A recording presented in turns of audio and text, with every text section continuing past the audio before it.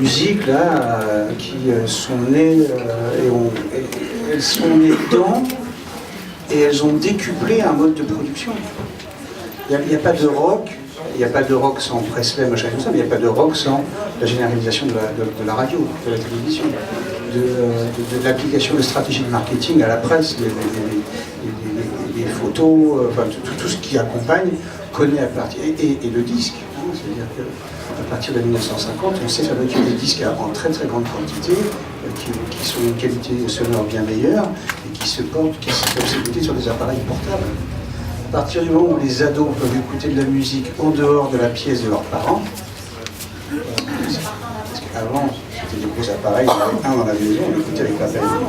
Dès que c'est portable, on va ailleurs, on fabrique un univers. Donc tout ça est indissolublement lié, c'est sur le mode de production. Donc, et du coup, faire du rock, c'est faire un disque. Il ne peut pas y avoir l'idée de faire du rock sans faire un disque. Et faire un disque, c'est très bien.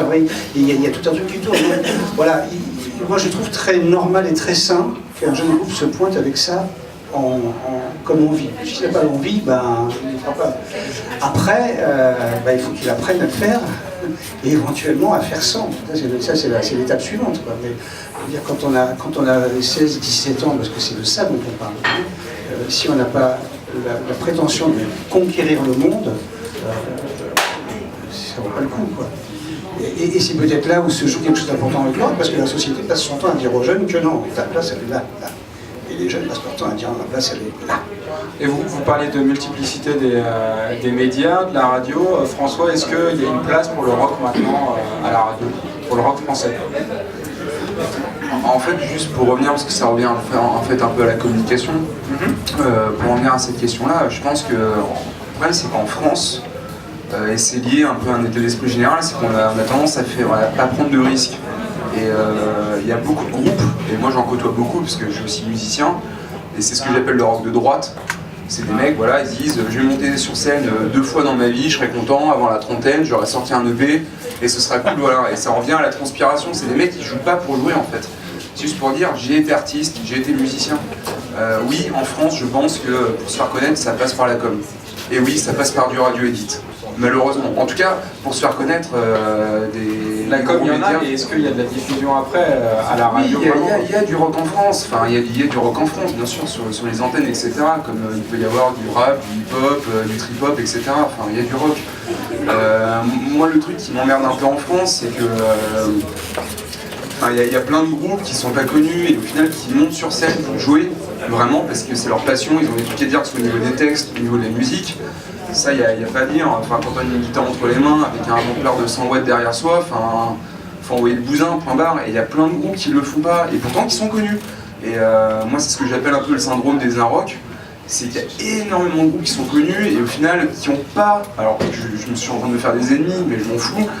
Mais typiquement, la musique qui est vendue par les un-rock, etc. Ou alors, ce que je peux entendre même, je suis un fan de France Inter. Mais ce que je peux entendre parfois à 11h dans l'émission de Manoukian, il y a quand même des grosses bousasses. Une nana comme Emmanuel Seigné qui débarque à France Inter, qui sait pas chanter, et vraiment c'est une catastrophe, elle a l'envie. Mais c'est une envie comme elle dit, je suis une ado. Mais la meuf elle a plus de 40 ans, bah ouais mais t'es plus une ado, donc essaie de faire de la musique autre que du rock, ou ça se sent, il y a plein de groupes qui sont connus, mais ça se sent qu'il n'y a rien, il n'y a pas de trip, voilà, c'est juste pour dire. Je suis monté sur scène, ça marche pas.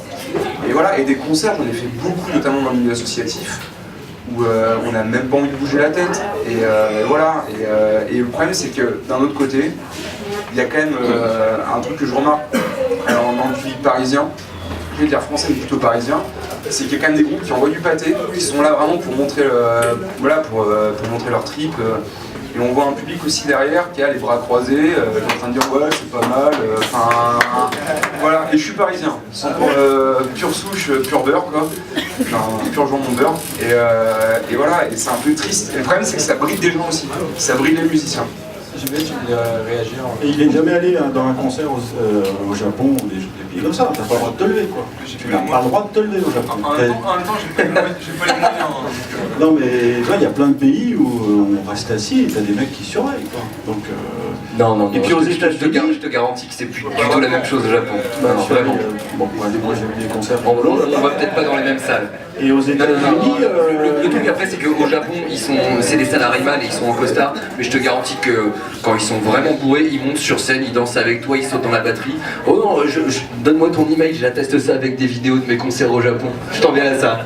et aux États-Unis, les groupes américains qui tournaient, les groupes grunge qui tournaient dans les petites salles en France il y a 20 ans, 25 ans, Tag et Nirvana, ils étaient impressionnés par le public français qui sautait, parce que le stage diving c'était vraiment un truc très français aussi. Hein. Ça stage divait pas comme ça à Los Angeles et tout. Hein.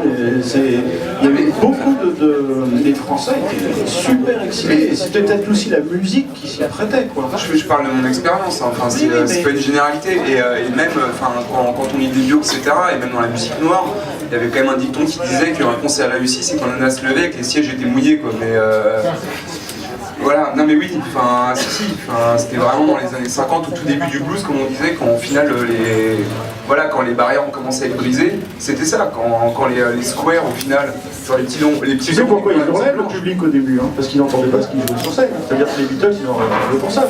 Jusqu'en 66, t'entendais pas ce que faisait le groupe. Ouais. Donc les mecs, ils hurlaient. Putain, on voudra entendre. C'est ça qu'ils hurlaient. Hein. C'est très bien. Non mais c'est des choses à prendre en compte quand même. Dans les années 50-60, tu prends des vieux lives de Elvis ou des Beatles, peu importe. Tu peux parler de Bruxelles aussi, on n'était pas né. Et ben, on n'entendait pas ce que le groupe faisait sur scène. C'est pour ça que les gens ils hurlaient. Mais je regarde le Shea Stadium des Beatles. Toujours actuellement d'ailleurs, mais il y a plein de salles où on n'entend pas ce que le groupe fait.